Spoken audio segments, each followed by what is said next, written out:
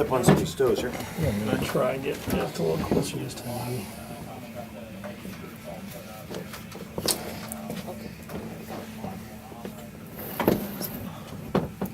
All right, this is probably a whole new style of fly. I'm not if you've ever heard of this style of tying is called hackle stacking. So we're going to tie something. This is going to be a hackle stacker flag, or you could also it's also called, if you tie it on a scud hook. We're not doing it, but if you tie it on a scud hook, it's called a film critic, which is it's a Bob Quigley fly. It's kind of started on spring creeks and slow-moving waters, lakes, things like that. But it's equally at home, choppy water, places like this, especially once we had what's called the flag. So this starts off similar to most flies. We'll start here, kind of paint the shank of the hook with thread as we work our way back. And then, just like that other March Brown we tied, we'll put in a little shuck. This is sparkle yarn. This can be Zelon. This can be UV2 dubbing, whatever you want. Secure that. Take it off the back. And again, however long you want that is up to you. It can be long. It can be short. Again, this is imitating an emerging mayfly, so having it about the same length of the hook shank from where the bend starts to the eye is a good starting point. Now, unlike the other one, we can start dubbing immediately. We'll want to keep this fairly slim. This is a size 14, so we'll add some dubbing. When you get down to tying this in like 20s and 18s, just a thread body is completely fine. Don't be shy about just using thread. That's a very strong body material actually, and it keeps a nice smooth slim body. This is a great fly for fooling picky fish because you keep it slim. So just a slim little noodle of dubbing.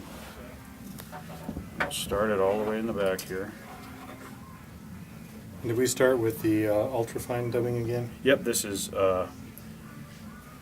Superfine. superfine brown, and again a nice slim little noodle, and we'll just kind of build a nice tapered body towards the front. But we'll want to leave, if you can kind of see here, we'll want to leave a pretty good gap here because we're going to end up making a big bulbous ball here, and we're going to pull our hackle over the top. So I got a little extra dubbing here. I'll just kind of build the taper. Yep. Back up here towards the top. So now, let's see. This is some cream sparkle yarn. Again, it can be Zelon, it can be whatever. I like to use McFlylon quite a bit. I really like the UV2 dubbing. If you've never used the UV2 dubbing in the same cream color, it's awesome. We're going to grab a hank that we're going to end up doubling this, so kind of get a feeling for what it looks like when it's doubled over, because that's going to be the finished product. I like to keep it about like this, and this is kind of our whole key, or I guess our secret, if you will, to tying these hackle stackers, especially the flags, is and really you can take this into when you're tying normal parachute posts for like a parachute Adams or a purple haze, anything like that, is that we're going to tie this in so we have this loop, and we're going to be able to use our fingers in this loop to kind of control when we're wrapping the hackle. So take this loop, and we'll want the loop pointing forward here. Lash it in so we kind of have some butts sticking out towards the back, just like that. What you can do now, just get in there, trim those nice and short. You can trim them completely, you can trim them nice and short. Sometimes it's fun to just push them out to the side so it looks like the emerging wing buds of the mayfly. And then this is kind of the secret here, and this is what's so nice about this loop. We can just control the sucker, we'll fold it right back over itself, and we're just building kind of a ramp to elevate our hackle. So right back to where that dubbing stopped, and this little wing pad sticking out. Next, we'll take, this is grizzly hackle. You can use brown for a March brown. You can use dun. A lot of times I like to, because this is kind of a thicker post, you know, you can use this, maybe this might be a 16, I think is what it is. 14's fine. If it's a little big, no big deal. But we'll take our hackle and tie that in just like we were going to do if we were going to tie a parachute post, except you'll notice I'm not wrapping anywhere up that posted yarn. This is just strictly just tied right next to it. Now, where you can carry this into when you're tying just a normal parachute post is that you've got a nice little platform here to wrap your hackle around. Now it's really easy. Just keep that tight, and you're going to want to put, you know, quite a bit of. And to be honest with you, parachutes are a pain because you're always going to be out of the way. But if you got your finger to just hold this up, look how tight that is. That is very stable. So we're going to hackle this. Are you wrapping Are you one going above upward? the other? One above the other, Okay. and then we're going to work our way back down. So we want this to be pretty hackled up.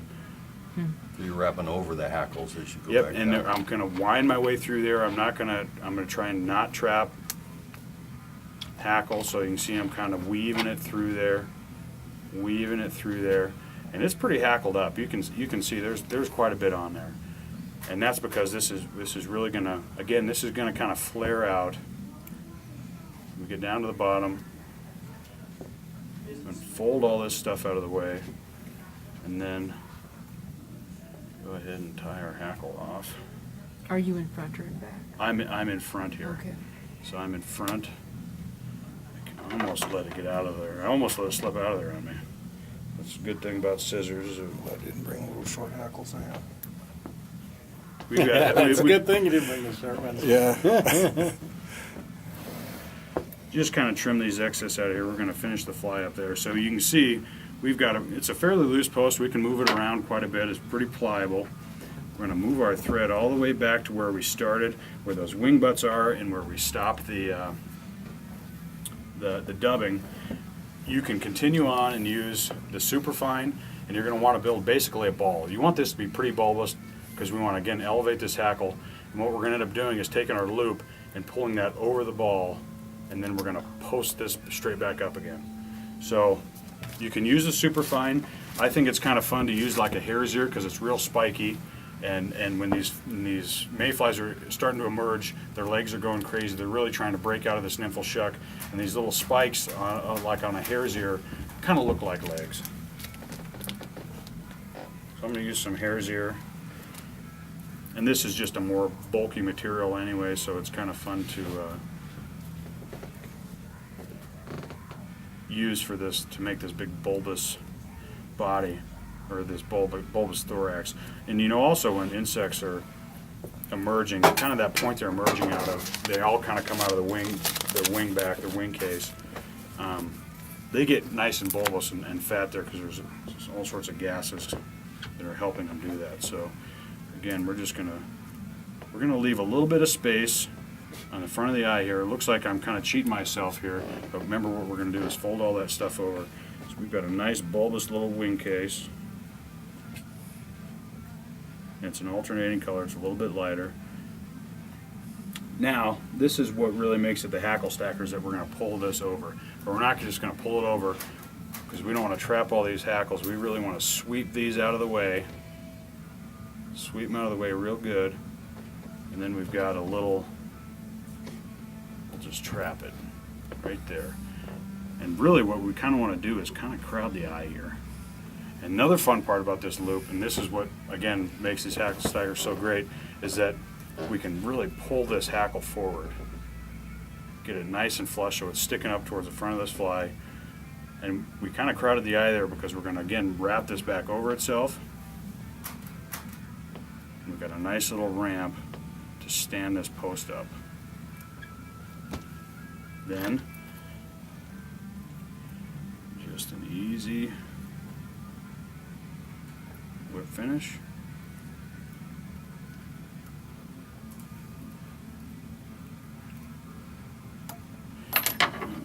I need to resharpen that. And now we've got this post that just sticks straight up here.